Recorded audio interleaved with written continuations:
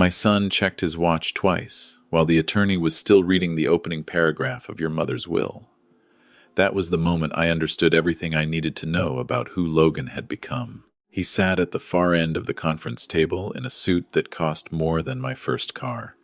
One ankle crossed over his knee, scrolling through something on his phone with the kind of casual disinterest a man displays when he already knows the outcome.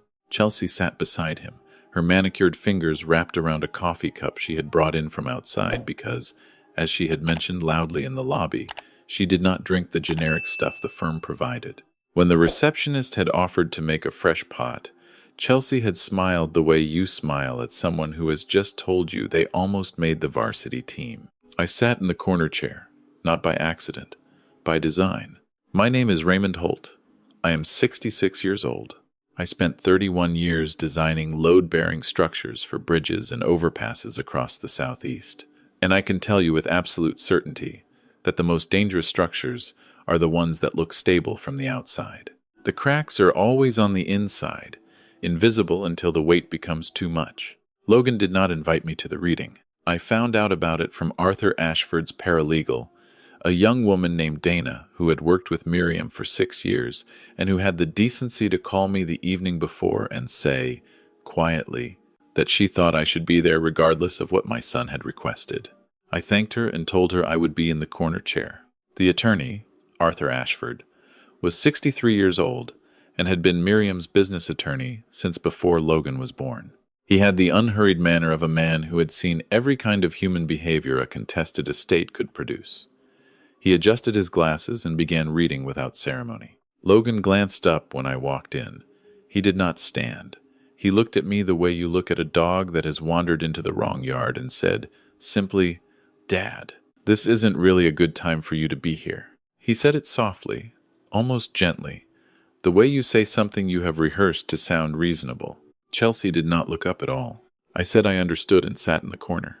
The estate of Miriam Holt consisted of 7 commercial properties across Georgia and the Carolinas, 2 residential investment properties, a portfolio of municipal bonds, and liquid cash accounts totaling, in Arthur's measured voice, approximately $19.4 million.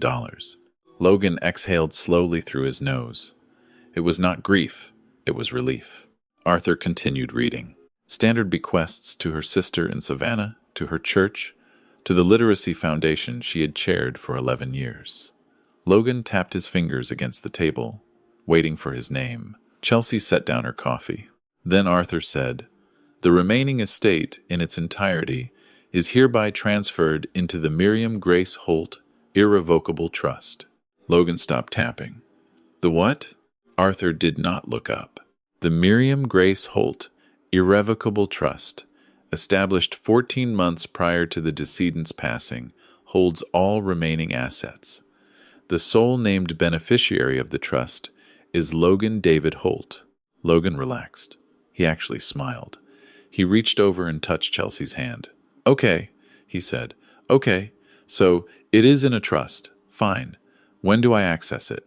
What is the timeline for distribution?" Arthur turned a page. "Distribution is at the sole discretion of the trustee." The smile stayed, but something behind it flickered. "Right. So who is the trustee? Is it the firm?" Arthur took off his glasses. He looked down the table at the corner chair. "The sole trustee, with full fiduciary authority over all assets of the Miriam Grace Holt Irrevocable Trust, is Raymond Eldon Holt." The room did not go quiet. It went hollow. There is a difference. Quiet is the absence of sound. Hollow is the absence of air. Logan turned his head toward me, the way you turn toward something you cannot immediately identify. His expression passed through several stages in about 4 seconds. Confusion, disbelief, recalculation, rage. "Him," Logan said. It was not a question. He said it the way you say a word in a foreign language that you are certain does not mean what you were just told it means. Chelsea set her coffee cup down hard enough that the lid popped off. I sat very still in the corner chair. I had my hands folded in my lap. I was wearing the brown blazer I wore to church and to parent-teacher conferences when Logan was in middle school. I looked exactly like what they believed me to be, a retired old man in an outdated jacket who fixed things around the house and drove a truck with a cracked dashboard.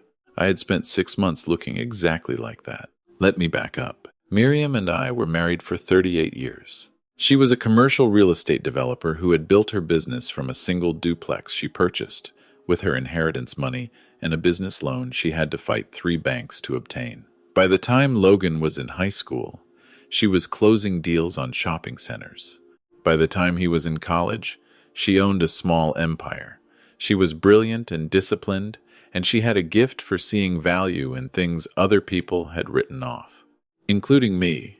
When we met at a zoning board meeting in 1986, and I was arguing with a city planner about soil compaction ratios, Logan had grown up watching his mother succeed and watching his father show up to dinner with calloused hands and blueprints rolled under his arm. Somewhere along the way, he decided that success looked like his mother, and ordinary looked like me, and that ordinary was something to be escaped from as quickly as possible. He went into finance. He made good money. He married Chelsea, who had very specific opinions about restaurant dress codes and very few opinions about anything that required sustained effort. They lived in a house in Buckhead with a mortgage that made me genuinely anxious when Logan mentioned the number. He drove a leased car. He took vacations that he posted about online. He called his mother every Sunday and called me on my birthday if he remembered. When Miriam was diagnosed with pancreatic cancer 14 months before she died, Logan came home for one weekend, sat with us, cried in a way that seemed real, and then went back to Atlanta and began, quietly and methodically, preparing for what came next. I did not know that part until later. What I knew was that Miriam called me into the bedroom one evening in October, about a month after her diagnosis, and sat me down on the edge of the bed and looked at me with those gray eyes that had never once been anything less than completely honest with me. And she said, "Raymond, Logan is going to try to take what we built. I need you to trust me and do exactly what I tell you." I told her I trusted her more than I trusted the laws of physics. She laughed. Then she told me about the trust. She had already been working with Arthur for weeks without mentioning it to me or to Logan. The structure was simple in concept and ironclad in execution. Everything went into the trust. Logan was the beneficiary. I was the trustee. What the trustee decided happened. No exceptions, no appeals, no loopholes that Arthur had not already closed. I asked her why she was so certain Logan would be a problem. She handed me her laptop. She had been monitoring her business accounts more carefully after her diagnosis, and she had found something. Logan had her secondary business credit line information. He had been using it, small amounts at first, the kind of amounts that look like administrative errors, then larger ones. Over 8 months, he had moved $63,000 out of her operating account through a series of transactions routed through a vendor company that did not exist. The vendor company was registered to a holding address in Delaware. The registered agent was Chelsea's maiden name. Miriam had not confronted him. She had taken screenshots and given them to Arthur and told me to say nothing. I said nothing for 14 months. That is a long time to hold something like that. But I had helped build 3 interstate highway bridges in my career, and I understood that you do not pour the foundation until the ground has been properly prepared. You rush concrete, the whole thing cracks. You wait for the conditions to be right, and what you build will outlast everyone in the room. Back to the conference room. Logan stood up. He did not lunge. He was smarter than that. He walked to the window and stood with his back to the room for approximately 10 seconds. And when he turned around, he had rearranged his face into something that was trying very hard to look reasonable. "Dad," he said, "this is obviously a misunderstanding. Mom loved you, absolutely, but you know she never intended for you to manage the business assets. This is probably something Arthur drafted incorrectly. You and I can sit down with a different attorney and sort it out. No hard feelings." "The document is correct," Arthur said without looking up. He was already sliding a copy across the table toward me. "He doesn't even know what a trust is," Chelsea said. She was not talking to anyone in particular.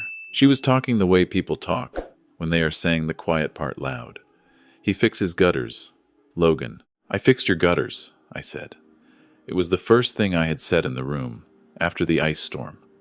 "You asked me to come over and look at them, and I spent a Saturday on your roof so you would not have to pay someone." Chelsea blinked. I remember most things, I said.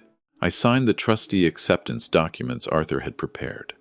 I thanked him. I stood up, buttoned my blazer, and said goodbye to my son and his wife the way you say goodbye to people you will be seeing again very soon under entirely different circumstances. Logan caught up to me in the lobby. He put his hand on my arm, and the grip was firm enough to tell me something about how he was feeling beneath the reasonable face. Dad, his voice was low, you cannot manage $19 million? That is not a criticism. That is just the reality. You are retired. You don't have the background for this. I designed load distribution systems for structures carrying 40,000 vehicles per day, I said. I think I can read a financial statement. Mom was not thinking clearly at the end. He held my gaze. You know that. The medication affected her judgment. Any attorney worth anything can make that argument. I looked at my son's hand on my arm. Then I looked at my son. He was 41 years old, and he was handsome, and he had his mother's eyes.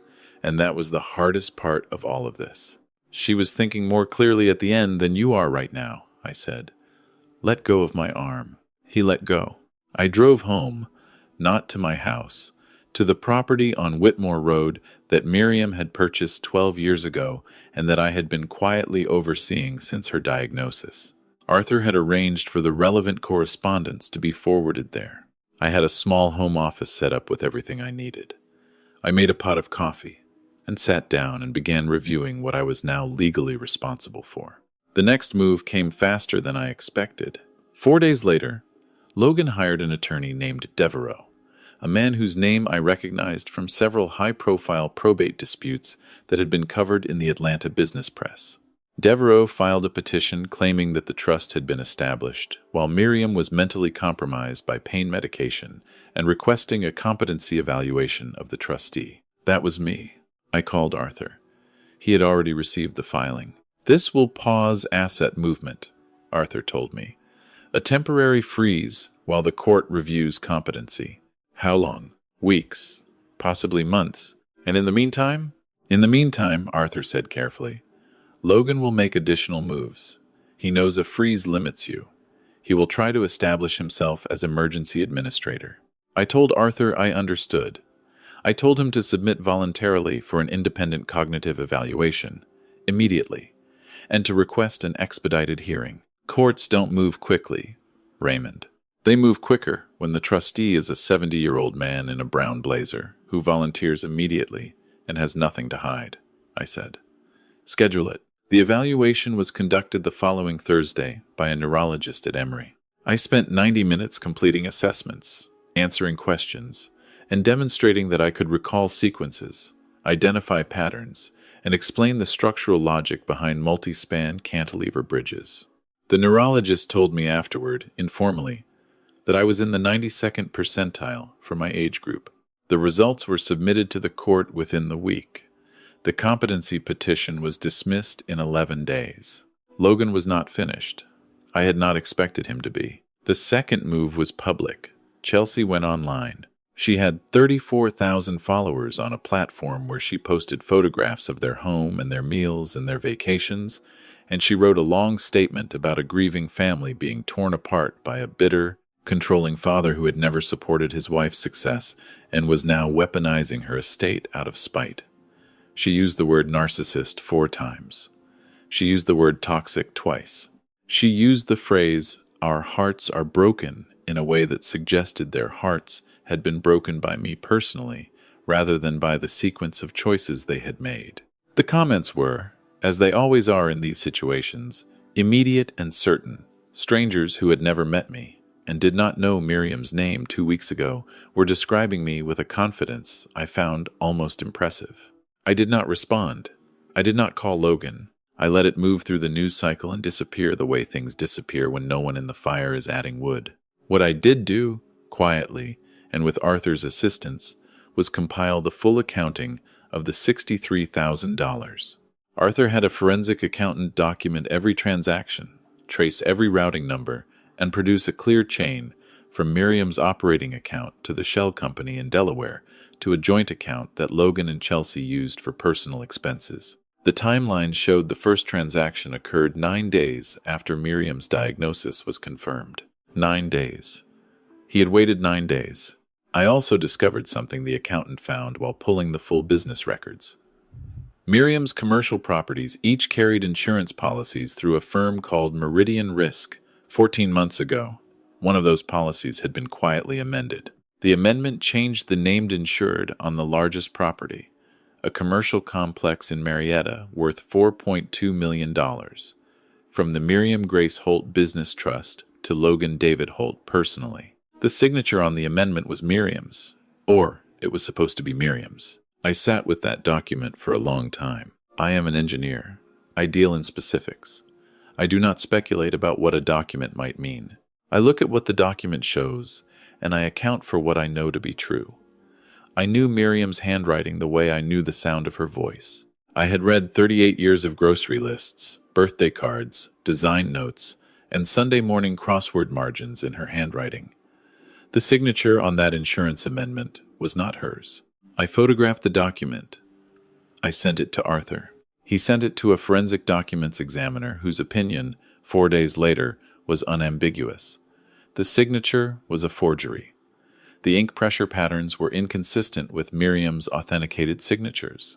The letter formation in 2 specific characters did not match her documented baseline. Insurance fraud, forgery, and the policy change had been submitted to Meridian Risk at a time when Miriam was well into her treatment and would have had no reason to restructure her coverage without telling me. I did not call the police immediately. I want to explain why. I had learned something in 31 years of structural engineering. When you find a crack in a load-bearing element, you do not immediately announce it to everyone in the building. You assess the full extent of the damage first. You find out whether the crack is surface or deep.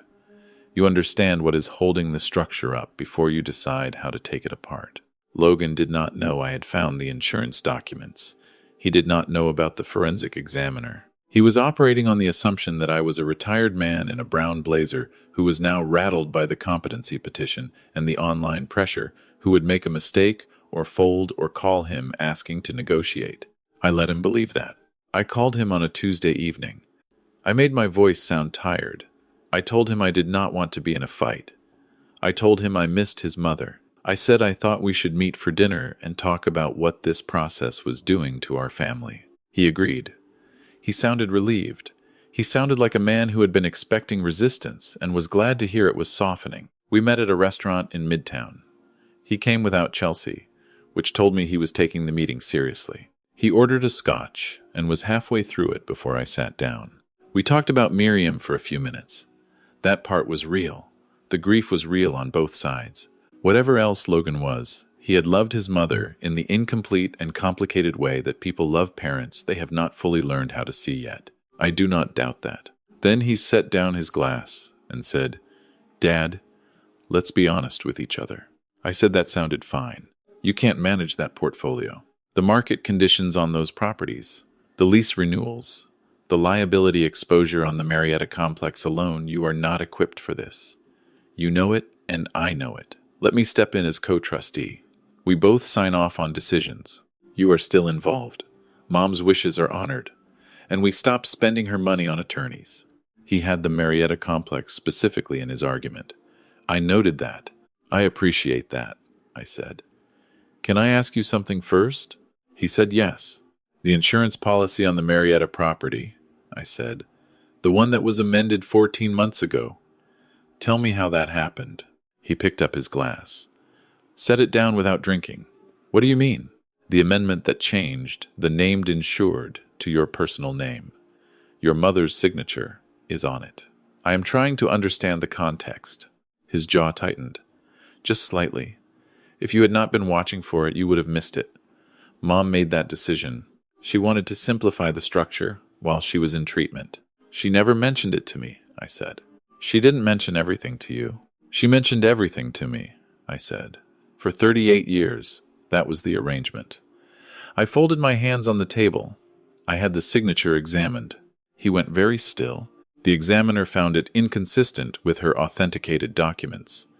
The ink pressure, the letter formation. He submitted a 12-page report. Logan looked at me across the restaurant table. He looked at me the way you look at someone when you realize you have fundamentally misunderstood what kind of person they are. I also have the full accounting of the operating account transfers, I continued. $63,000. The shell company registered to Chelsea's maiden name, the routing to your joint account, the timeline starting 9 days after her diagnosis. He said nothing. His scotch sat untouched. I want you to understand something, I said. I did not come here to negotiate. I came here because I thought you deserved to hear from me directly before you heard from the federal prosecutor's office. Logan stood up. The chair scraped back. Other diners glanced over. You are bluffing, he said. His voice was not steady. I am an engineer, I said. I do not bluff. I calculate load tolerances, and I build things that hold. He left. He did not pay for his drink. I sat alone for a few minutes. I ordered a cup of coffee. The restaurant was warm and full of ordinary people having ordinary evenings, and I sat in the middle of it feeling the specific and exhausting weight of being right about something you had hoped to be wrong about. Arthur had submitted the forensic examiner's report and the financial documentation to the Insurance Fraud Division of the Georgia Department of Insurance and to the United States Attorney's Office 3 days before I sat down to dinner with my son. The dinner was not a negotiation. It was a notification. The federal investigation moved at federal speed, which is not fast, but is methodical and tends to be thorough. While it proceeded, I continued managing the trust. I reviewed the leases on all 7 commercial properties. I renegotiated 2 of them that had been allowed to drift below market rate, presumably because it was easier to let them drift than to do the work. I met with the property managers. I walked every building. I am 66 years old, and I can walk a property in less time than most men half my age because I know exactly what I am looking for. Chelsea continued posting. She posted about injustice and family betrayal and the devastating experience of watching a grieving husband be persecuted by his own father. Her follower count increased. A podcast reached out to her. She accepted. I listened to the episode on a Sunday morning while I was reviewing the lease on the Chapel Hill property. She described me as a man who had always resented his wife's success and saw the trust as an opportunity for revenge. She described Logan as devoted and capable and crushed. She described herself as simply a wife trying to protect her family. She had one detail wrong that I found telling. She said I had shown up uninvited to the will reading and caused a scene. I had sat in a corner chair and said approximately 40 words. But details are flexible when the narrative needs to hold a certain shape. The investigators contacted me in November. 2 agents from the U.S. Attorney's Office, a man and a woman, both younger than Logan, sat across from me in Arthur's conference room and asked precise, patient questions for 2 hours. I answered every one of them. I brought every document. I brought the forensic examiner's report. I brought the financial analysis. I brought a timeline I had built myself on a spreadsheet, the kind of thing I had done for construction projects my entire career, every event documented with date and source. When we were done, the female agent looked at her notes and said, "Mr. Holt, can I ask how long did you know about the insurance amendment?" "I found the document about 6 weeks after I became trustee," I said. "And you waited?" "I needed to understand the full scope before I moved," I said. In my field, you do not condemn a structure until you have assessed the entire load path. You find one failing element, you investigate whether the failure is isolated or systemic. She nodded slowly. Was it systemic? The operating account fraud and the forgery appear to be related in timing and method, I said. Whether they are legally connected is your determination to make, not mine. Logan and Chelsea were indicted in February.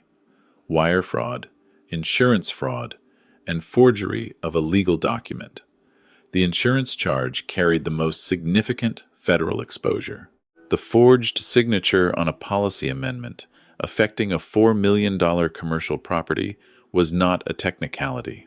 Their attorneys were expensive. The attorneys were paid for with money Logan had saved, money Chelsea had held in accounts that preceded their marriage, money that was not trust money and therefore not something I could touch. I want to be clear about that. I did not drain their resources. I did not pursue civil judgment against them while the criminal case was pending. I managed the trust, and I cooperated with investigators, and I let the legal process do what legal processes do when they have complete and accurate documentation. Logan called me once, in March, from a number I did not recognize. I picked up because I did not know who it was. Dad. His voice had changed. Not in the way voices change when people are performing, in the way they change when the performance is no longer possible. Dad, I need to ask you something. I said, okay. Did she know? He asked. Did Mom know what I did before she died? I sat down. This was the question I had expected, and the one I had been dreading. Yes, I said. She found the transactions. She had Arthur document everything. The silence on the line was long. She didn't say anything to me, he said. No, she still set up the trust with me as beneficiary. She still left it to me. Yes. Another silence. Why? I thought about how to answer that for a moment. I thought about Miriam in the bedroom in October, telling me to trust her. I thought about 38 years of a woman who had never in her life given up on something she had invested in, including and especially the things that disappointed her. Because she believed you could become someone who deserved it, I said. Eventually, that was the bet she was making. Logan did not say anything else. The call ended. His attorney entered a plea agreement in May. 18 months in federal custody, restitution of the full $63,000 to the trust, and a civil consent order regarding the insurance policy. Chelsea's case was resolved separately. She cooperated with prosecutors regarding the formation of the shell company and received a suspended sentence, probation, and a substantial fine. They sold the house in Buckhead. The mortgage had been underwater for 2 years.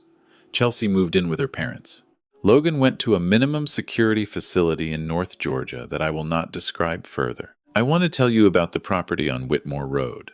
Miriam had purchased it 12 years ago with a specific intention she had never fully disclosed to me. She showed it to me once, early on, and said she was thinking it could be a transitional facility of some kind, housing for people who needed temporary stability, not permanent shelter, but a middle space, a somewhere to be while you figured out where you were going. She said the commercial real estate business had made her wealthy, but it had also shown her how much housing affected everything else: employment, health, education, whether children grew up in stability or in the particular kind of instability that follows you into adulthood. She never built what she imagined. The business kept expanding. The diagnosis came. The trust documents were prepared. And then she was gone. I found her design notes in the property file. She had worked with a planning consultant on a preliminary concept. 12 residential units arranged around a shared garden, a small meeting room, a commercial kitchen. She had named it in the notes simply as the Whitmore Project. I had it built, not exactly as she had drawn it, because I am an engineer and I saw 3 structural improvements in her plan, which I believe she would have argued about with me and ultimately conceded on because I was right, but close enough that she would have recognized it. The 12 units were fully occupied within 6 weeks of opening. The shared garden is used every single evening when the weather allows. I eat dinner there on Thursdays because the cook, a woman named Patricia who came through the program 18 months ago and now manages the kitchen, makes a chicken and rice dish that I am fairly certain is the best thing I have eaten in my adult life. The trust funds, the operating costs, the 7 commercial properties generate the income.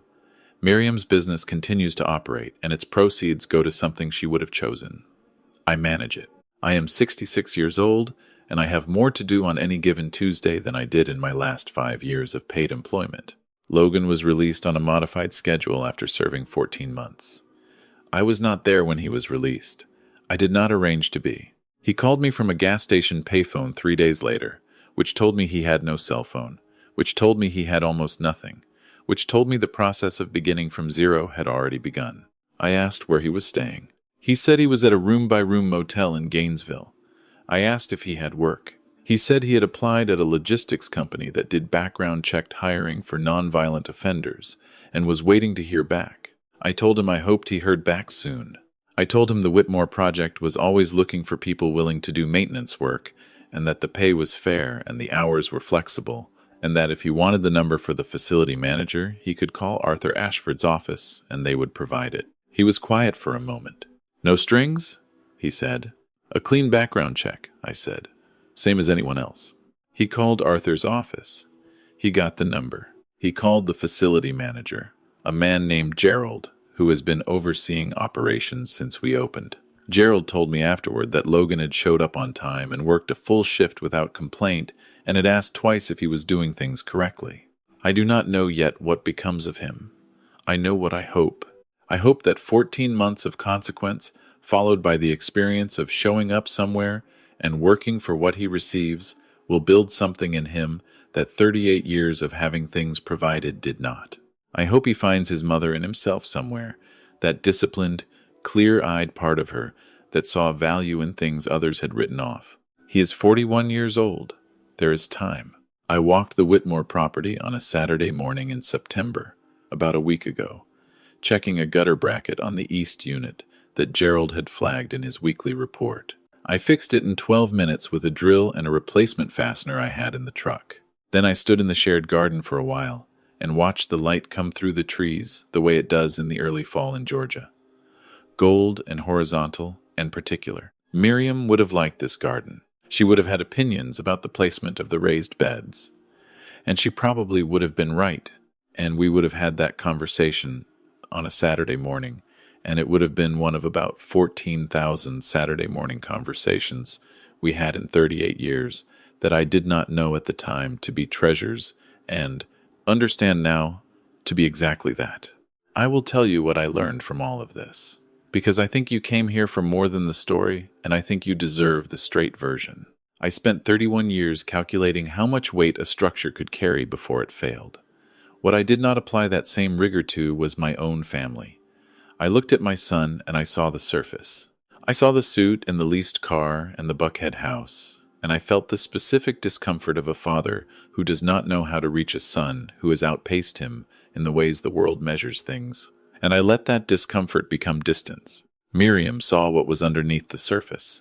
She saw it earlier than I did, and she acted on it in the only way she knew how, which was to build a structure that would hold regardless of whether anyone appreciated the engineering. The hardest kind of love is the kind that looks like withholding, that looks like consequence, that looks like a father sitting in a corner chair saying almost nothing while the people who underestimated him sign documents they have not finished reading. If you have ever been the person in the corner chair, if you have ever been written off by people who saw only the surface, I want you to know something. The foundation is what matters, not the facade, not the square footage, not whose name is on the lease. The foundation is what holds when everything else is under pressure. Build yours deep. Build it honest. And if you found something in this story worth carrying with you, I hope you will subscribe so you are here for the next one.